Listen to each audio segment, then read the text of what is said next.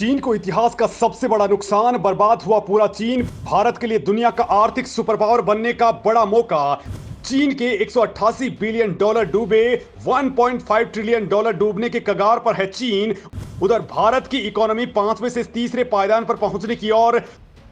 जी हां दोस्तों, world economy को लेकर के आज एक ऐसी खबर सामने आई है जिसने पूरी दुनिया को हिला करके रख दिया है। वास्तव में दोस्तों ये खबर भारत और चीन की इकोनॉमी को लेकर के आई है, लेकिन कुछ और समझे इससे पहले मैं आपको बता दूं कि भारत की इकोनॉमी को लेकर के बहुत ही जबरदस्त गुड न्यूज सामने आ चुकी है। तो वहीं चीन की इकोनॉमी को लेकर के जो खबर सामने आई है वो चीन के इतिहास में सबसे दर्दनाक खबर बन चुकी है, क्योंकि चीन की जिनपिंग सरकार के कार्यकाल में जो नुकसान चीन का हुआ है और लगातार हो रहा है, और इसके असर के चलते जो भविष्य में होने वाला है, यकीन मानिए दोस्तों, चीन भारत से काफी पीछे हो जाएगा। और इतना पीछे हो जाएगा कि चीन चाहकर के भी भारत से आगे छोड़ो भारत की बराबरी तक नहीं कर पाएगा। जी हां दोस्तों, ये है असली गुड न्यूज और ऐसा कुछ होने वाला है। यकीन मानिए कि सारे ग्रह नक्षत्र भारत की ओर आ चुके हैं। तो चीन पर तो इस वक्त शनि कुंडली मार करके बैठ गया है, बुरी दशा उसकी चलना स्टार्ट हो चुकी है। भारत मालामाल होने वाला है और चीन बर्बाद होने वाला है। सबसे ताजा और बड़ी खबर जो सामने आई है वो ये है कि चीन को 188 बिलियन डॉलर, जी हां दोस्तों, 188 बिलियन डॉलर का विशालकाय और भयंकर नुकसान हुआ है। और सिर्फ इतना ही नहीं, इसका जो इंपैक्ट है वो कई ट्रिलियन डॉलर के मेगा नुकसान तक जाने वाला है। वहीं दोस्तों, ये भारत के लिए किसी बड़ी गुड न्यूज से कम नहीं है, क्योंकि भारत जो अभी 5वीं सबसे बड़ी इकोनॉमी बना हुआ है, हो सकता है कि भारत 5वीं से अब सीधे तीसरे पायदान पर पहुंच जाए। तो ये कैसे होगा? और दोस्तों, चीन को जो नुकसान हुआ है वो क्यों हुआ है, क्या इसके बड़े इंपैक्ट आने वाले हैं, इस वीडियो के अंदर हम इस चीज को डिकोड करने वाले हैं। तो दोस्तों, चीन की गलत नीति से चीन को हुआ 188 अरब डॉलर का नुकसान।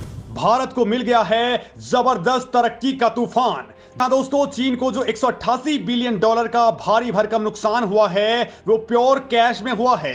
हालांकि ये बात बता दूं कि 188 बिलियन डॉलर चीन की सरकार की जेब से नहीं गया है और ना ही चीन की कम्युनिस्ट पार्टी या किसी सरकारी बैंक की जेब से गया है, बल्कि ये रकम गई है चीन की उन प्राइवेट कंपनियों की जेब से जिन्होंने चीन की इकोनॉमी को आज इतना विशालकाय बना दिया है। और बात सिर्फ यहीं तक सीमित नहीं है, ये 188 बिलियन प्योर कैश का नुकसान तो हो ही चुका है, लेकिन इनका 1.5 ट्रिलियन डॉलर का मार्केट भी ऑलमोस्ट डूबने की कगार पर पहुंच गया है। ऐसा मान करके चलिए दोस्तों कि ये 1.5 ट्रिलियन डॉलर खाई में गिरने की कगार पर हैं। किसी भी वक्त एक हल्का सा हवा का झोंका आएगा और इस पूरे के पूरे मार्केट को कोलैप्स कर जाएगा।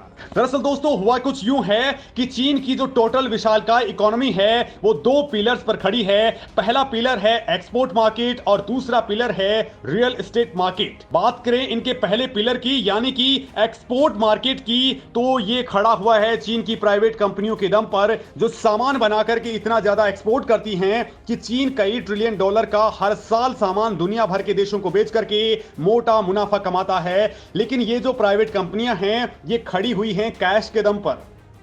वो कैसे, ये भी आपको बता देता हूं। दरअसल दोस्तों, चीन की कंपनियां किसी भी मार्केट को कब्जाने के लिए बहुत अलग स्ट्रेटेजी अपनाती हैं। रणनीति ये होती है कि ये जो अमेरिका के इन्वेस्टर्स होते हैं, अमेरिका की आम जनता होती है, जो इनके अलावा यूरोपीय इन्वेस्टर्स होते हैं, इन्हें चीन लुभाता है, इन्हें ऑफर्स देता है कि आप हमारी जो प्राइवेट कंपनियां हैं यहां पर आप आइए, खूब पैसा लगाइए और पैसा कमाइए, इसमें इन्वेस्ट कर दीजिए। जो आपकी अमेरिकी डॉलर्स है वो प्योर कैश है, वो हमें दे दीजिए। कुछ सालों के बाद हम इतना सामान बेचेंगे कि आपकी जो रकम है वो दोगुनी तिगुनी चौगुनी हो जाएगी। जो अमेरिका के दोस्तों इन्वेस्टर्स हैं, जो यूरोपियन इन्वेस्टर्स हैं, उन्होंने देखा कि वाकई में चीन तो बहुत विशालकाय देश है, खुद बड़ी मार्केट है, इसके अलावा दुनिया भर में एक्सपोर्ट भी करता है, यानी कि हमारा पैसा बहुत ही ज्यादा तेजी से बढ़ने वाला है अगर हम इन चीनी कंपनियों में लगाते हैं तो। और आप जानकर के हैरान रह जाएंगे कि चीन की सरकार के इस लुभाने ऑफर में तमाम पश्चिमी देश पिछले 30 साल से फंसे हुए हैं।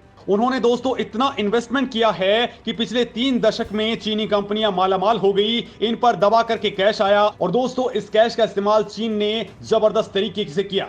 इसको लेकर के दोस्तों एक छोटा सा एग्जांपल आप देखिए। अब से दोस्तों कुछ साल पहले तक आपने देखा होगा कि भारत में कई सारी स्मार्टफोन कंपनियां जिसमें भारतीय भी थी, जैसे कि लावा हो गई, माइक्रोफोन हो गया। इसके अलावा भी आपको याद होगा कि कार्बन नाम की कंपनी भी थी। इसके अलावा एक यू नाम की कंपनी भी थी। मतलब दोस्तों ओवरऑल भारत की खुद की 5 से 6 अलग अलग स्मार्टफोन कंपनियां हुआ करती थी, लेकिन 3 सालों के अंदर ये सारी की सारी कंपनियां बंद हो गई, क्योंकि चीन की दर्जनों स्मार्टफोन कंपनियां भारत के अंदर आ गई जिनके पास जबरदस्त कैश था। उन्होंने क्या किया कि अगर किसी फोन को बनाने की लागत 10,000 रुपए है तो इन्होंने उस फोन को बनाया और भारत के अंदर उसे 6 से 7 हजार के अंदर ही बेचना स्टार्ट कर दिया। और जो भारतीय कंपनियां थी वो इसका मुकाबला नहीं कर पाई और वो बर्बाद हो गई, क्योंकि उनके पास कोई इन्वेस्टर्स नहीं था, उनके पास इतना कैश फ्लो भी नहीं था कि वो अपने घाटे को बर्दाश्त करके मोबाइल फोन बेचा करती। लेकिन दोस्तों ये चीनी कंपनियां लगातार भारत में ये सामान बेचती रही और अब जाकर के ये जबरदस्त मुनाफा भी काटने लग गई। लेकिन दोस्तों इसी दौरान भारत की तमाम कंपनियां बंद हो गई। आपने देखा भी होगा कि जब से भारतीय कंपनियां बंद हुई हैं तब से दोस्तों ये कंपटीशन अब खत्म हो चुका है। चीनी कंपनियों ने अब अपने दाम बढ़ाना स्टार्ट कर दिए हैं। आज की तारीख में आप देख लीजिए, चीनी कंपनियां पहले 10,000 से लेकर के 20,000 के अंदर ही स्मार्टफोन बनाया करती थी, लेकिन आज की तारीख में वो इतने महंगे महंगे स्मार्टफोन्स भारत में बेच रही हैं और आपको महंगी कीमत अदा करनी पड़ रही है, क्योंकि अब कुछ कंपटीशन बचा ही नहीं है। और दोस्तों ये तो केवल एक स्मार्टफोन का एग्जाम्पल है। भारत के अंदर ऐसे या फिर दुनिया के अंदर ऐसे बहुत सारे एग्जाम्पल्स भरे पड़े हैं।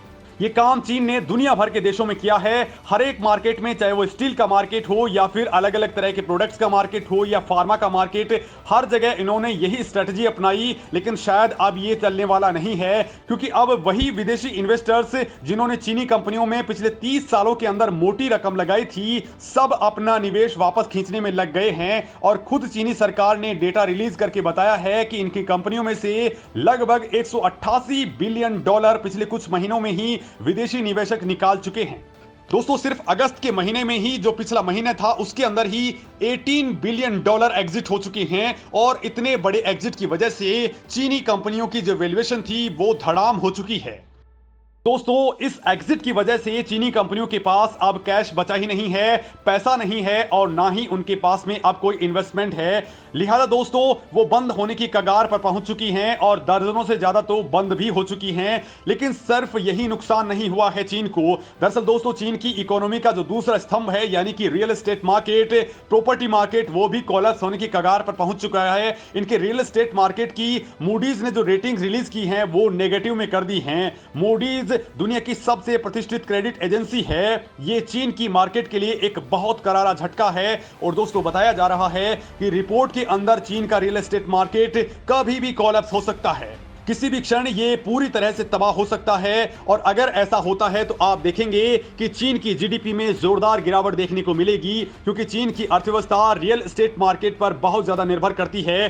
पिछले 20 सालों के अंदर उन्होंने जबरदस्त ग्रोथ हासिल की है। ऐसा मान करके चलिए दोस्तों कि इन दो ही सेक्टर्स की वजह से इनकी जीडीपी में जबरदस्त ग्रोथ देखी गई। यानी दोस्तों अब इनकी इकोनॉमी, इनकी हालत लगातार खराब हो रही है। तो वहीं अगर हम भारत की बात करते हैं तो भारत की कंपनियां लगातार ग्रोथ कर रही हैं और इस वक्त इन्वेस्टमेंट को लेकर के पूरी दुनिया का ध्यान भारत की ओर है। यानी कि चीन से इन्वेस्टमेंट निकल रहा है और सीधा वो भारत के अंदर एंटर कर रहा है। और दोस्तों आने वाले वक्त में आप खुद देख पाएंगे कि भारत किस बड़े लेवल पर ग्रोथ करने वाला है।